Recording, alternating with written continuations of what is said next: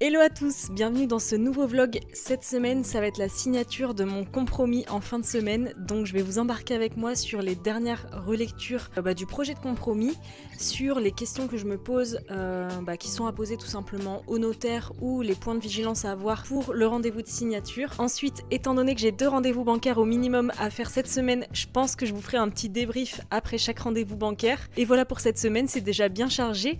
Donc c'est parti, let's go, je vous embarque avec moi. Bon, du coup, à la base, j'avais rien prévu pour ce week-end parce que j'avais prévu de me consacrer à la banque. Mais étant donné que mon rendez-vous a été annulé à la dernière minute, je me suis dit que j'allais kiffer mon week-end. Ce soir, j'ai encore un peu de boulot par rapport au prévisionnel financier et au dossier bancaire parce que du coup, j'ai bien réfléchi à comment amener les choses auprès de la banque et parce qu'au final, c'est un mal pour un bien qu'il n'y ait pas eu ce rendez-vous. Comme ça, j'ai pu un peu plus peaufiner mon discours. Ce qui fait que voilà, ce soir j'ai un peu de taf par rapport à ça, donc je rentrerai pas trop tard. Par contre, on entend tellement les cigales, j'espère que vous allez m'entendre parce que là, c'est strident, c'est un truc de ouf. C'est magnifique là où je suis au bord d'un lac, j'adore. Franchement, c'est magique. C'est les vacances le week-end. En tout cas, c'est pas mal. Je recharge mes batteries pour la semaine prochaine qui va être intense parce que mardi, je vais voir une abonnée qui a acheté un projet et que j'ai coaché du coup dans son projet pour sa réussite et ça a été ultra efficace. Elle a visité un appart, elle l'a acheté. On a négocié ensemble, on a vu les choses ensemble, l'offre de prêt, tout ça. Et on a commencé ça ensemble, je crois, en février et là on est en juin. Elle signe l'acte. Donc, incroyable, non? Voilà, du coup, je vais la voir mardi. Quand elle aura signé son acte authentique. Jeudi soir, je sors avec des potes. Et par contre, mercredi, jeudi et vendredi, j'ai des rendez-vous bancaires. Donc, c'est ça qui va être intense. Et je me prépare mentalement, vous inquiétez pas. Je suis préparée. Regardez comme c'est beau. Le lac, là, hop, on peut s'y baigner même. Il y a une petite zone de baignade là-bas. Bon, moi, je me suis mise un peu à l'écart pour filmer. Mais j'aime trop. On va parler du compromis. Il y a pas mal de choses qu'il faut que je vois pour le compromis parce qu'il faut que je me méfie de 2-3 choses. Je pense que je vais demander du coup à allonger la période d'obtention de financement parce que je l'avais mise dans les conditions suspensives de l'offre à 75 jours. Sauf que j'ai peur que ce soit trop court étant donné que là on va arriver en juillet-août et à mon avis je vais peut-être avoir besoin de 90 jours. Donc je vais demander à mon notaire et au vendeur, vu comment ça a pris du temps entre l'offre d'achat et le compromis, je pense pas qu'il m'embête par rapport à ça, mais je vais demander à prolonger, passer de 75 jours à 90 jours pour être large au niveau de l'obtention de financement. Même si j'ai prévu d'aller voir les banques cette semaine, donc c'est-à-dire fin juin, il y a moyen que ça passe, mais étant donné que tout le monde part en congé en juillet-août, c'est un point quand même qu'il faut faire gaffe. Il y a un max de vent par contre. Ah, je suis pas sûre qu'on va bien m'entendre. Mais du coup, voilà, ça c'est un point que je vais essayer de négocier pour le compromis. Concernant les documents que j'ai demandé pour le compromis, j'ai bien reçu tout ce qu'il fallait. Bon, déjà, j'ai reçu les diagnostics avec les DPE. Donc ça, c'est parfait. Sinon, il faut que je vérifie les soldes locataires parce que je les ai bien reçus. Et donc j'ai reçu le solde pour l'année 2024 et l'année 2025. Il y a notamment un locataire qui a été en situation d'impayé. Sachant que son bail se termine en 2026, il y a moyen que je mette fin à son bail si je le peux pour l'an prochain. Après aujourd'hui, il est de nouveau en règle et cette personne est sous tutelle, donc je ne sais pas trop si c'est une personne protégée ou quoi. Ça m'étonne même qu'il y ait eu des impayés par rapport à ça. Mais bon, aujourd'hui la situation est réglée et il y a moyen que ça se compense avec un appartement que je vais mettre en location. Donc même si cette personne ne paye pas, on va dire que je m'y retrouve, même si c'est relou bien sûr, enfin un locataire doit payer son loyer, on est bien d'accord. Mais voilà, on est un peu plus proche là. Ensuite, autre point que j'ai demandé pour le compromis, j'ai demandé la taxe foncière, le relevé aussi de propriété, le règlement de copro parce qu'en fait dans la maison en gros, mais je crois que je vous ai même pas expliqué comment est constitué l'immeuble, mais en fait c'est pas un immeuble, il y a plusieurs bâtiments, j'appelle ça immeuble 2, mais en fait il y a une maison de maître qui a été divisée en 5 appartes, un autre bâtiment où il y a 4 appartes et un atelier où il y a potentiellement un appartement qui peut être créé, plus sur la maison il y a un garage, plus sur le bâtiment B il y a une cave viticole. Voilà un peu, je l'appelle ça immeuble 2 pour faciliter les choses, mais en soi, j'ai acheté un ensemble immobilier en vrai. Enfin, j'achète un ensemble immobilier. Sachant que sur la maison, au rez-de-chaussée, le propriétaire a vendu les 2 appartements à la même personne. Et en fait, aujourd'hui, je pense pas qu'il y ait de règlement de copro. Faudrait que je rencontre le nouveau proprio de ces 2 appartements. Mais en soi, là, la copro là-dessus, ça me pose pas trop de problème parce que je me dis, cette personne, elle participera aussi aux frais de ménage, aux frais de jardinage de la cour et au toit si jamais il y a un problème. Donc en soi, ça me dérange pas trop d'être en copro. Si on est 2, je pense qu'on va pouvoir s'arranger. Voilà un peu, mais c'est un point important, donc je pense que là, au compromis, vu que c'est le même notaire qui l'a pris pour les appartements du dessous, je vais demander le nom du nouveau propriétaire pour essayer d'entrer en contact avec, pour qu'on commence à travailler sur le sujet de la copro, comment on gère le truc et tout. Donc voilà, sachant qu'il y a quand même un peu d'entretien, notamment je pense qu'on va prendre une femme de ménage pour les parties communes et un jardinier pour la cour, mais en soi la cour m'appartiendra plus qu'à lui donc, ou elle. Donc à voir pour ça. J'en profite pour vous donner des infos un peu crunchy par rapport à l'immeuble parce qu'en fait je crois que je n'ai rien donné. Mais c'est un immeuble d'environ 380 mètres carrés. C'est un ensemble immobilier, je ne sais pas pourquoi je dis immeuble, mais parce que dans ma tête c'est immeuble 2, mais en fait c'est un ensemble immobilier de 380 mètres carrés. Il y a une maison de maître qui a été divisée en 5 appartes. Moi je vais acheter 3 appartements sur les 5, c'est dans cette maison d'ailleurs qu'on est en copro. Ensuite, donc ça c'est le bâtiment A. Ensuite il y a le bâtiment B, bâtiment jaune, où là on a 4 appartements, dont un qui n'est pas encore loué parce que c'est celui du propriétaire qui s'en servait pour venir en vacances ici. Et il y a un petit bâtiment mitoyen au bâtiment B, qui est en fait un ancien atelier, entre guillemets bureau, c'est appelé comme ça on va dire dans les diags, mais voilà. Et cet espace peut être transformé en appartement. Après, je ne sais pas si je le fais de suite, si jamais j'ai l'argent de suite, selon ce que les banques me disent par rapport au financement, si elles peuvent me financer autant de travaux ou pas, parce que j'ai mis un budget de 40 000, pour pas trop abuser, parce que là du coup je vais faire une demande à 360 000 et quelques, sachant que j'ai un peu d'apport. Donc voilà, j'ose pas trop demander trop à la banque au niveau des travaux, donc à voir si je le fais tout de suite ou plus tard, une fois que j'ai accumulé de la trésor. Ce serait bien de le faire tout de suite parce que ça augmenterait mon rendement, mais à voir si c'est faisable. Parce que je pense clairement que je peux pas emprunter plus de 400 000 sur le coup, c'est déjà énorme. Donc à voir avec la banque.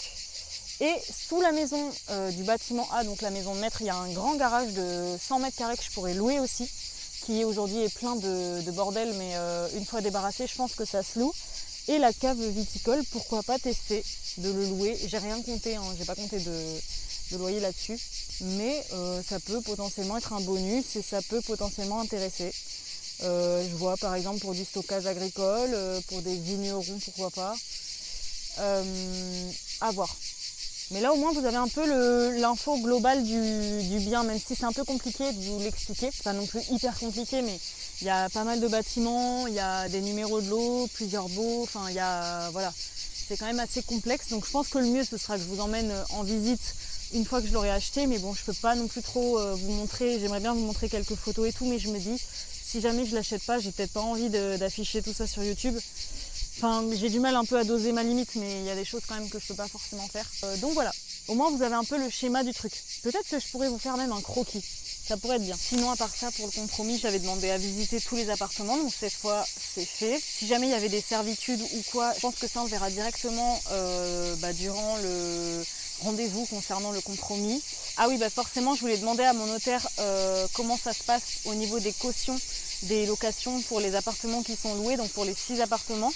Je veux savoir voilà, s'il a prévu quelque chose par rapport à ça. En tout cas je me le suis noté parce qu'il faut que je récupère les cautions puisque je vais prolonger les baux et tous les locataires en place je vais les garder, donc il me faut les cautions, donc je pense qu'il faut que le vendeur fasse un virement. C'est un petit détail mais c'est important.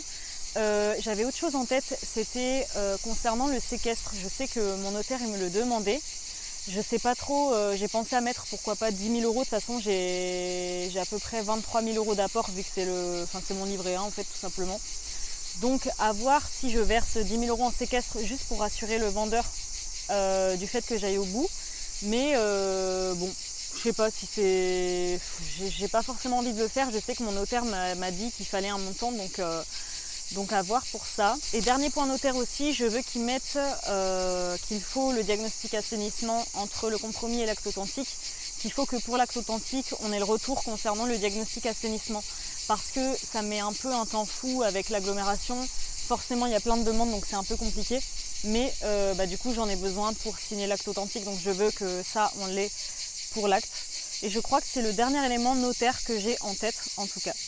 Donc voilà, on en est là au niveau des infos projets. Ce soir, je relis mon dossier bancaire. Je vais refaire quelques modifs sur le prévisionnel fee. Pourquoi pas vous montrer une partie du dossier, je ne sais pas encore parce qu'il y a pas mal de données confidentielles. Mais ça peut être intéressant pour vous de voir un peu les documents qu'on utilise, que ce soit moi en solo ou alors avec Céline, ce qu'on a pu faire ensemble. Donc voilà, en tout cas ce que ça donne pour l'instant. Je suis en train de kiffer ma life au niveau des cigales, c'est vraiment une dinguerie. J'adore. Moi, il me faut une fouta, de l'eau, ma petite caméra si jamais j'ai envie de vous parler, et le bruit des cigales. Et c'est le bonheur. Oh.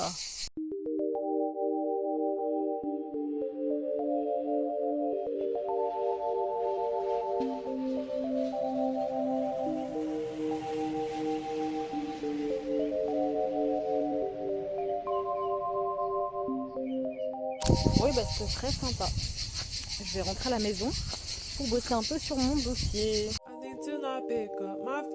I'll go straight to airplane mode, find something to do. I know I can be a little bit cold, but my third eye is going blind. I'm on a line with my body and mind, it's playing tricks. I say I'm fine, but really it's hurting me deep inside, cause I've been dreaming about you. Ooh, I've been wishing I was next to you. Non mais les gars, je viens littéralement de péter ma chaussure. Non. Je suis dégoûtée. Non. J'ai pété la boucle, putain. Je suis dégoûtée. Bon go sortir comme ça. Nickel. Vraiment une ambiance.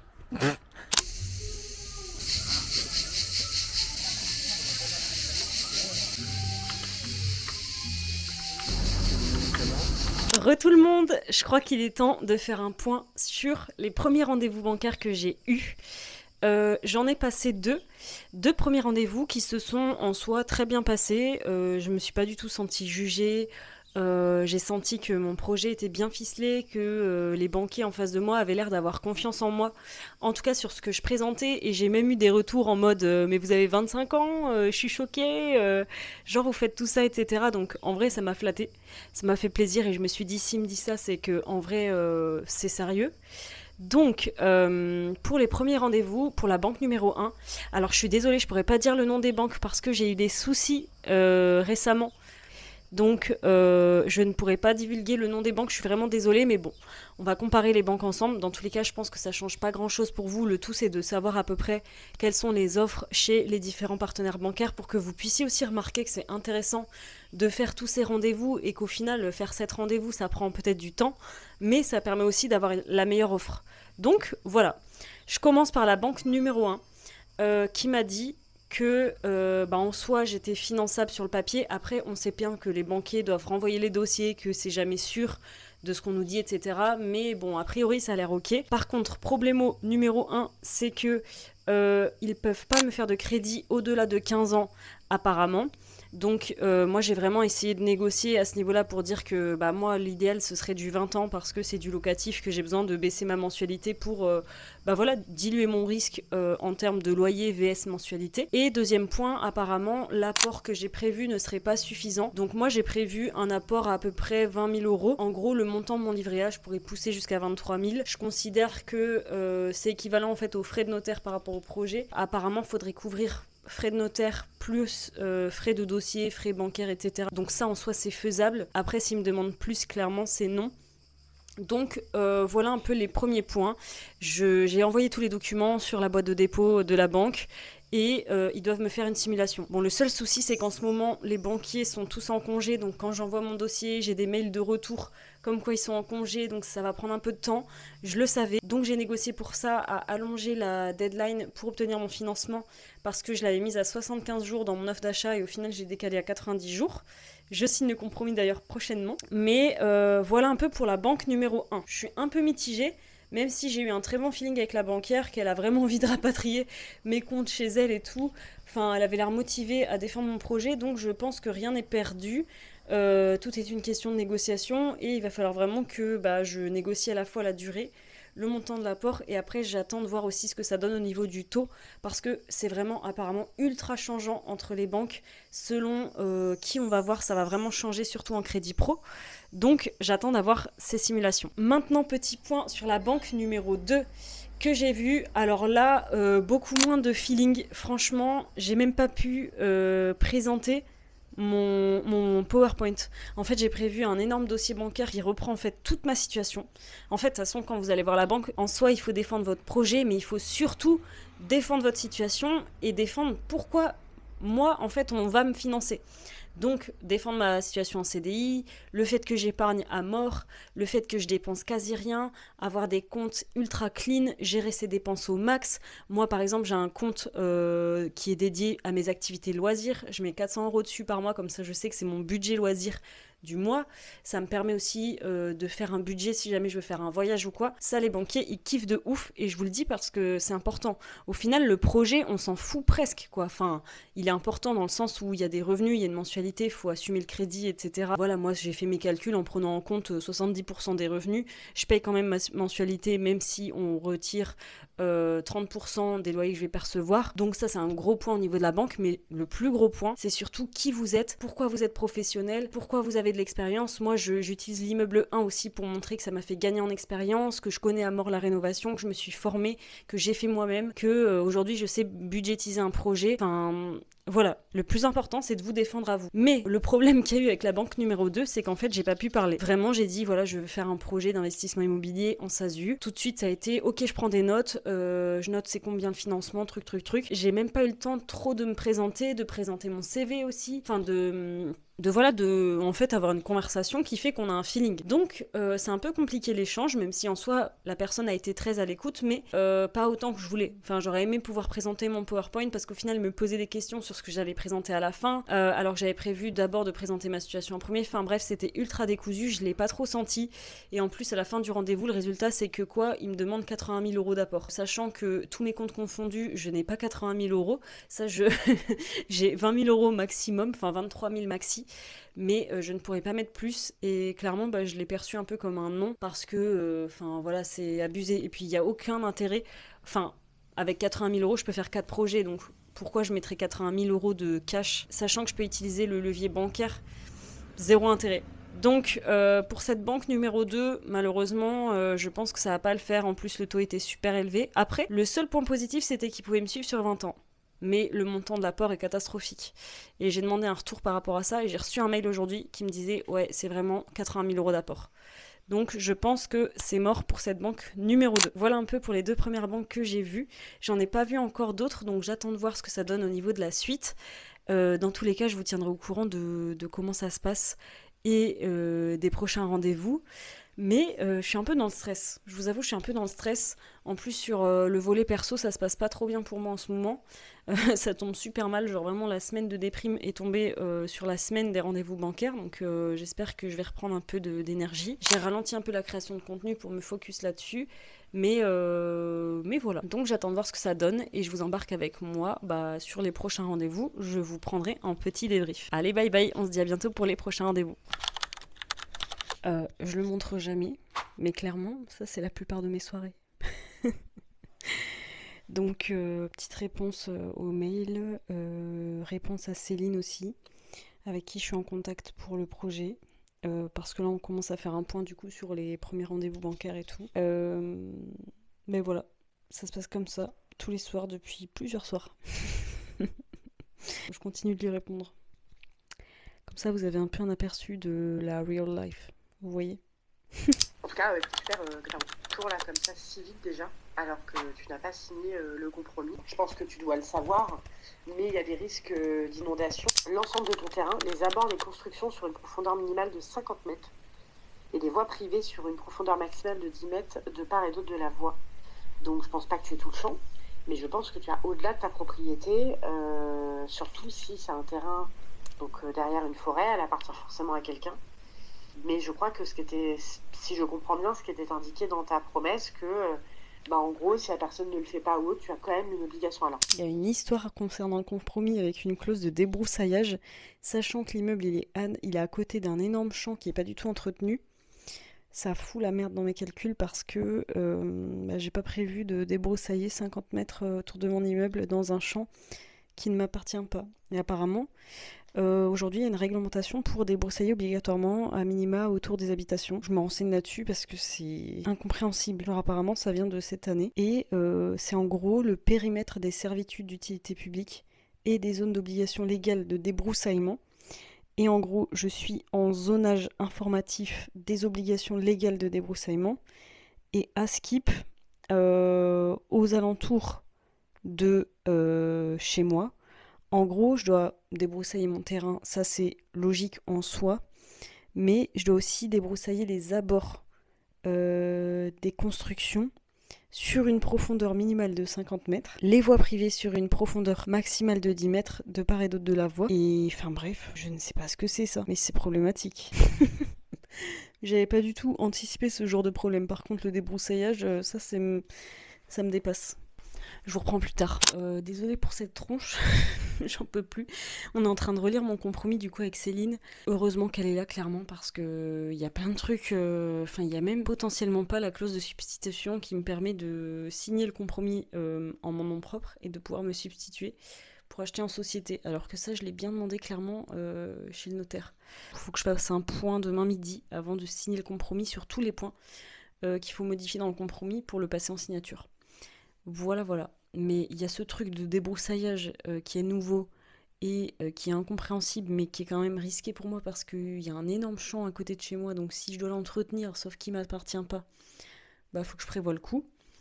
Et il faut absolument que je puisse me substituer en cas de... Enfin voilà, si j'achète en SASU, il faut.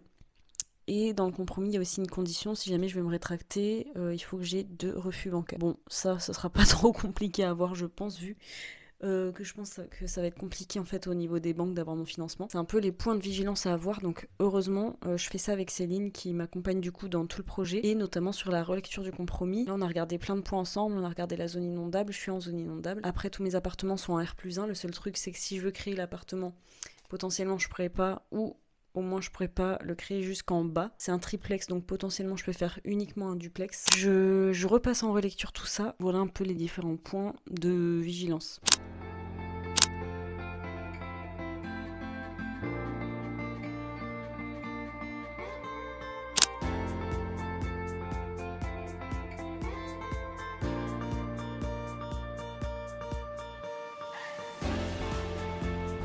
Ça y est, le compromis est signé. Je suis surexcitée, je suis trop contente.